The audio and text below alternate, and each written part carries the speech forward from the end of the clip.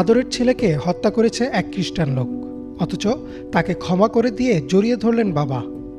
ক্ষমার এই অপূর্ব দৃশ্য দেখে কাঁদলেন কোর্টরুমের সবাই, এমনকি স্বয়ং বিচারকও। ভিকটিম সালাউদ্দিন জিটমোডের বাবা বলেন, ইসলাম আমাদের ক্ষমার শিক্ষা দেয় এবং কোরআনে আল্লাহ নিজেকে পরম ক্ষমাশীল দাবি করেছেন। আব্দুল মুনিম সোমবাদ জিটমোড যুক্তরাষ্ট্রের কান্টাকিতে একটি ইসলামিক স্কুলের প্রিন্সিপাল। তিনি থাকতেন তার 6 ছেলের সাথে। সবচেয়ে ছোট ছেলে সালাউদ্দিন জিটমোড তার কলেজের পড়াশোনার খরচ চালাতে পিৎজা ডেলিভারি কাজ করতেন। 2015 সালের 19 এপ্রিল একটি বাসায় তিনি পিৎজা ডেলিভারি করতে গেলে অ্যাপার্টমেন্টের ভেতরে টাকা পয়সা ছিনিয়ে নিয়ে তাকে ছুরিকাঘাত করেন আলেকজান্ডার রেলফোর্ড নামের এক যুবক। ঘটনার 2 বছর পর 2017 সালে বিচার কাজ শেষ হয়। শাস্তি শোনানোর আগে বিচারক সালাউদ্দিনের বাবা আব্দুল মুনিমকে কিছু বলতে আমন্ত্রণ জানালে তিনি অবাক করেন সবাইকে। তিনি কোর্টে দাঁড়িয়ে সরাসরি অভিযুক্ত আলেকজান্ডারের সাথেই কথা বলেন। আলেকজান্ডার রেলফোর্ড, আমি খুবই দুঃখিত যে তুমি এমন পরিস্থিতিতে দাঁড়িয়েছ। আমি তোমাকে সাহায্য করতে চাই, ঠিক যেমন আমি আমার ছেলেকে একজন ভালো নাগরিক বানিয়েছি।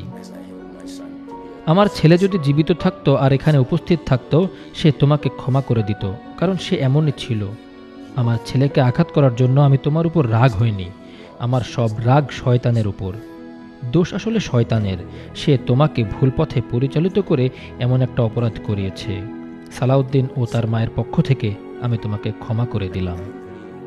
তার এই বক্তব্যের পর আদালতে উপস্থিত সবাই স্তম্ভিত হয়ে পড়েন। বিচারকের চোখেও পানি আসে।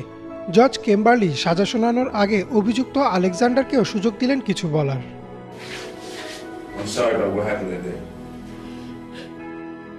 সেদিন যা হয়েছে তার জন্য আমি দুঃখিত, কিন্তু আমি আপনাকে ধন্যবাদ দিতে চাই।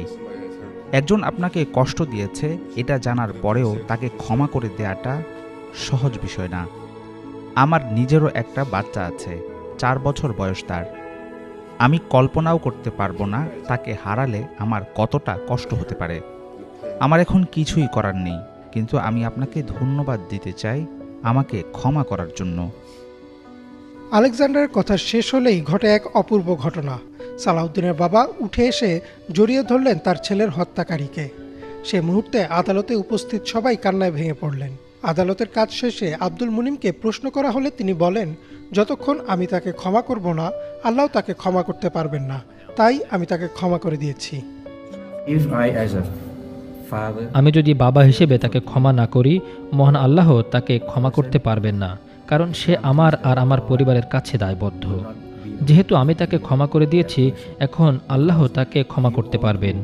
আল্লাহ কোরআনে বলেন, আল্লাহ পরম ক্ষমাশীল ও পরম দয়ালু।